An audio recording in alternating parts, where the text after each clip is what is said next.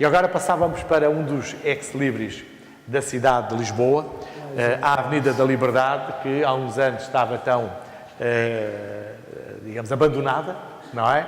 Pelos lisboetas, pelos consumidores, pelas empresas, e hoje quase que ressuscitou, não é? De uma forma extraordinária. Bem, Então, Walter, contas lá a história. Sempre o foco central era o Chiado ao longo da história. O máximo descia até ali, os restauradores e pronto. Aliás, o Essa de Queiroz retrata bem essa situação. O coração de Lisboa, no século XIX, era o Chiado. Esse é que era o grande coração. Era lá. Todas as histórias eram em torno do Chiado. Nós temos as igrejas, era onde as mulheres iam à missa mostrar a moda.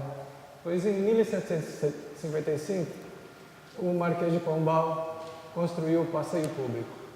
Criaram um espaço para famílias mais abastadas. O passeio público, então, era o lugar onde as famílias iam com as carruagens, aos finais de semana, passear e etc.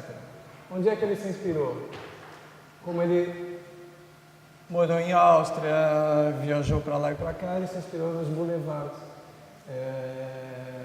em França e montou o passeio público, construiu. Foi uma espécie de Champs-Élysées em Lisboa. O passeio público passou a ser oficialmente o local de encontro da sociedade portuguesa.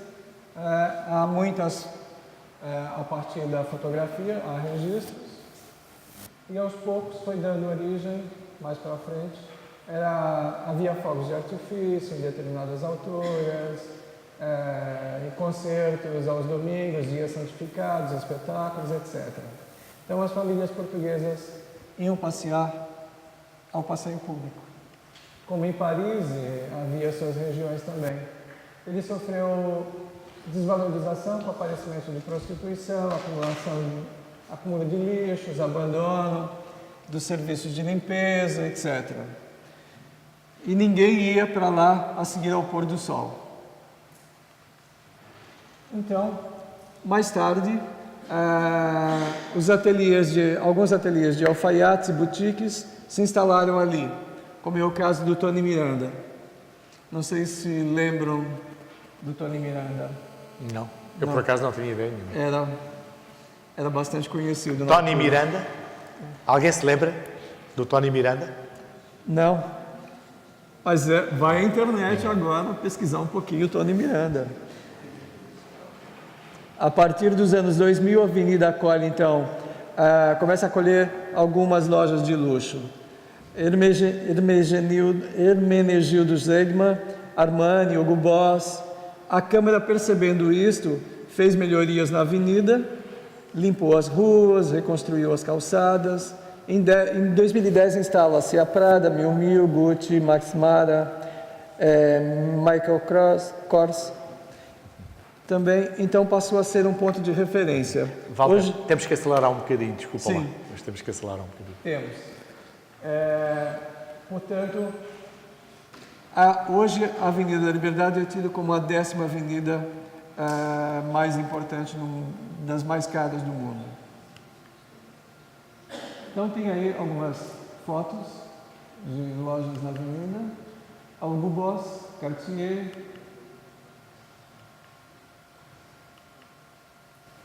A Chanel, também é uma marca importante. Mas Hermenegildo Zegman também já está lá há bastante tempo, tem toda uma história. Na Avenida da Liberdade, está instalada ali no número 151.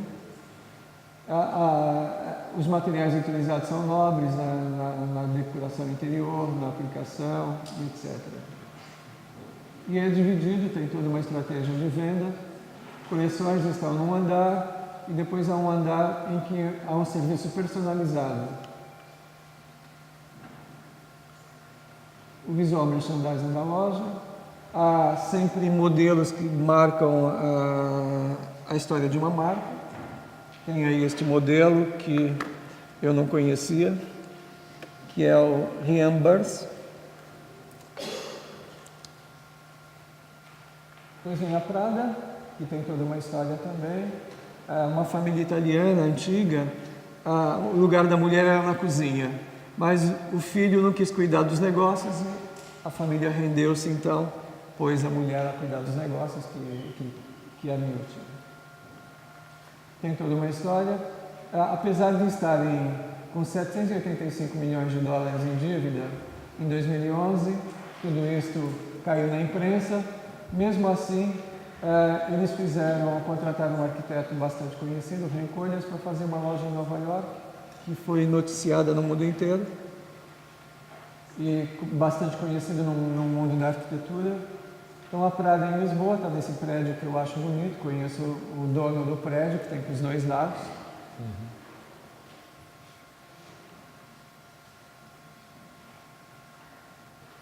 O arquiteto Roberto Bacocchi é o designer de todos os espaços comerciais e corporativos. Prada, Miu Miu, Church, Karchoy, etc. Então, normalmente é um arquiteto conhecido ligado à construção das lojas. O visual merchandising não varia muito de capital para capital. Isso o José pode falar melhor, está mais inserido, mas em termos de arquitetura é sempre muito próximo às cores, o tipo de material que é colocado dentro. A de Dubai, Paris. A COS também tem outra história, pertence ao grupo Hermes e Malvitz. A H&M. É H&M. É H&M. Tá? Então tem um conceito definido, porque o DNA é para um tipo de público, se diferencia um pouquinho da outra marca. Responsabilidade corporativa social, tem fornecedores da Europa e alguns da Ásia, etc.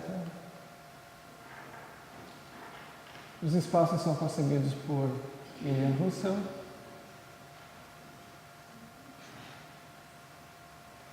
Eles não fazem publicidade só com relação a ter uma revista. O atendimento é personalizado, mas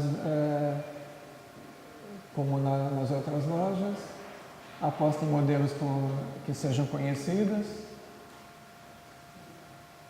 Ela estabeleceu-se em 2014 na Avenida da Liberdade, tem 395 metros quadrados a loja. E tem preços mais baixos do que a Gucci, a Prada. Então está aí a loja da Avenida da Liberdade. A Loewe também pertence a Louis Vuitton, mas diferencia-se um pouquinho e atinge um outro público. Então tem as duas lojas na Avenida da Liberdade. As bolsas famosas, eles têm.